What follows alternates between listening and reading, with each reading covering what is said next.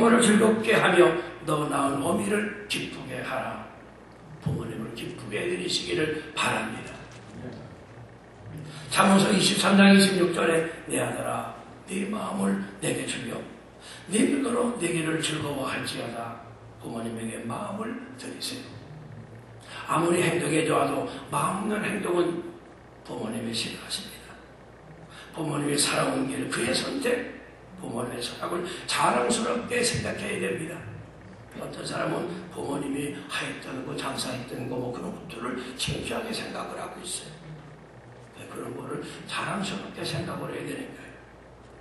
온 세계인들의 추앙을 받는 링컨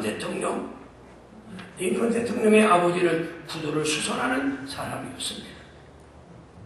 링컨은 가난하여 초등학교도 중퇴했습니다. 이분이 훗날 대통령이 되었습니다.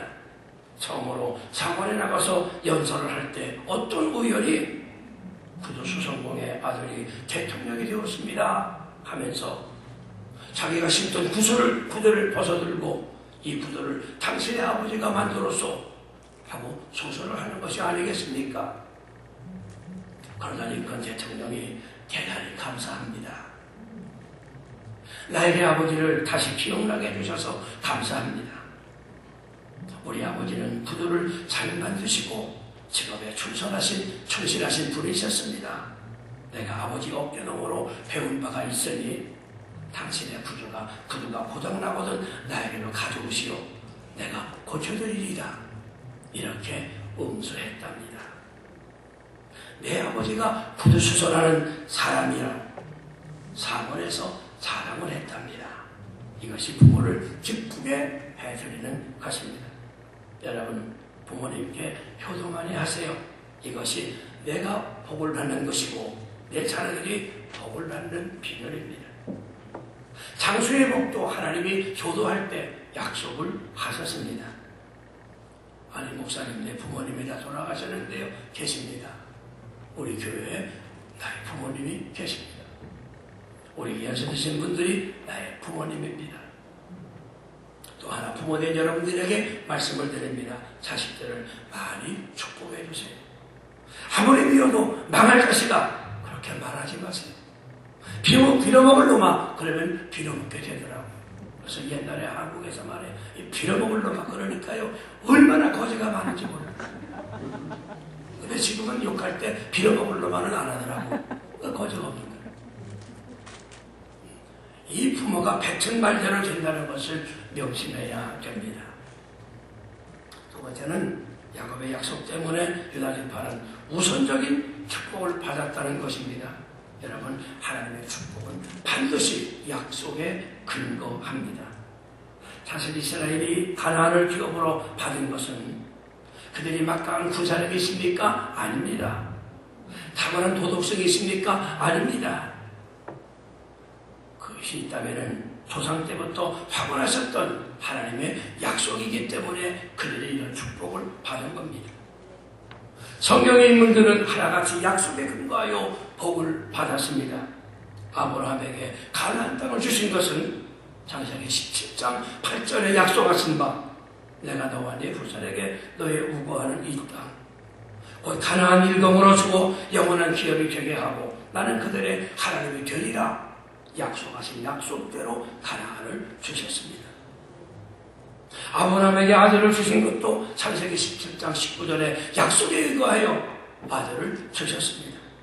신약시대 120문도가 성령 충만인 것도 요한복음 15장 26절의 말씀 내가 아버지께서 너에게 보낼 선포회사 곧 아버지께로서 나오시는 진리의 성령이 오실 때 그가 나를 증거하실 것이요 하신 약속에 근거하여 성령으로 충만하게 되었습니다. 여러분, 이러한 약속은 그들만의 것이 아니라 오늘 저와 여러분들의 것이기도 됩니다. 출애굽기 20장 6절에 보면은 나를 사랑하고 내 계명을 지키는 자에게는 천대까지 은혜를 베푸느니라 하는 약속처럼 수많은 약속들이 32,500가지 약속이 오늘 성경에 나와 있습니다. 오늘 이 약속이 나에게도 그대로 이루어진다 그 말입니다. 믿으시면 아멘. 열왕기상 8장 23절에 온 마음으로 주의 앞에서 행하는 종들에게 언약을 지키시고 은혜를 베푸사 약속하셨습니다. 주의 앞에서 행하셔서 이와 같은 복을 받는 저 여러분들이 되시기를 바랍니다. 약속하신 하나님은 신실하시기에 우리는 약속의 축복을 신실히 기대하고 실제로 누릴 수가 있는 것입니다. 할렐루야. 유다가 받은 축복은 그냥 떨어진 것이 아니라 하나님의 약속에 근거하여 받은 복이었습니다. 오늘 저 여러분들의 생활이 하나님께서 약속하신 말씀에 근거하여 복을 받으시기를 소원합니다. 두 번째로 유다가 어떻게 해요? 제일 먼저 분배받은 이 축복의 땅, 이 축복은 경계가 있는 곳이었습니다. 경계가 있는 곳이었습니다. 하나님께서 유다 지파에게 주신 땅은 분명히 하나님의 축복으로 주셨지만 무한정 주신 것이 아니라 경계가 있었습니다. 여러분, 유다 자손이 얻은 땅의 경계는 서해남단에서 시작하여 가데스 바네아에 이르는 지역이고 에돔 땅과 인접하고 있습니다.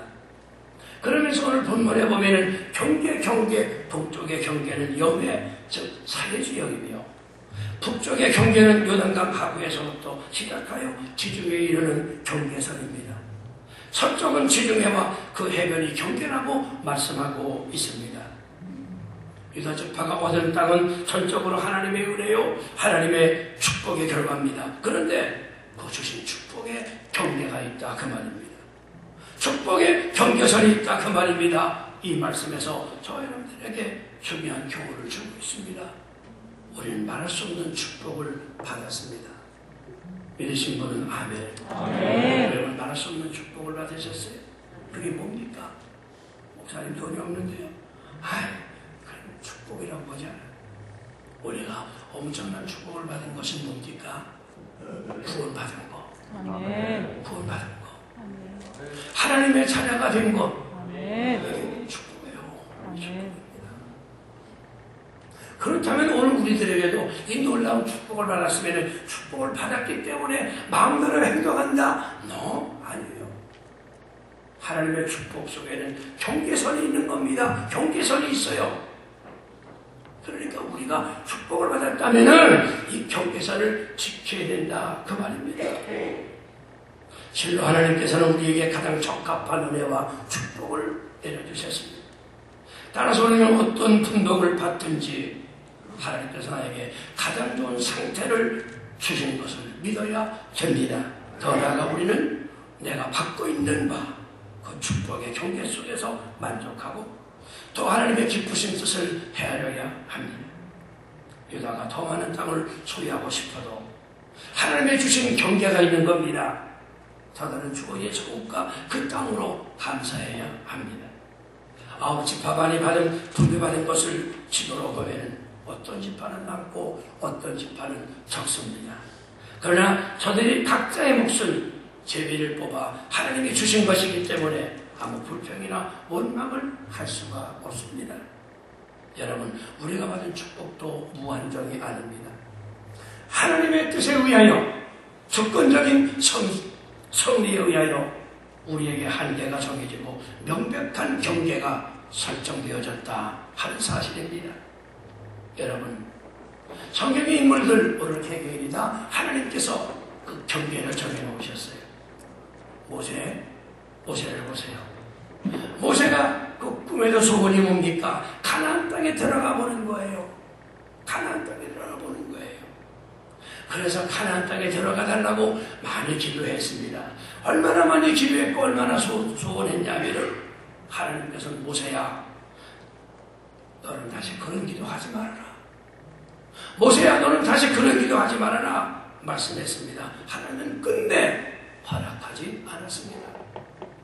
모세의 할례는 이스라엘 백성들을 애굽에서 인도하여 요단강 동편까지 인도하는 것, 이것이 모세의 할례입니다. 사도 바울을 보십시오. 자기 몸의 질병 때문에 하나님께 고쳐달라고 여러 번 기도했습니다. 그때 하나님께서 고린도서 12장 9절에 내 은혜가 내게 족하다 말씀하시고 거절하셨습니다. 이처럼 하나님께서 우리 각자에게 주신 은혜의 분깃이 있습니다. 달란트가 있습니다.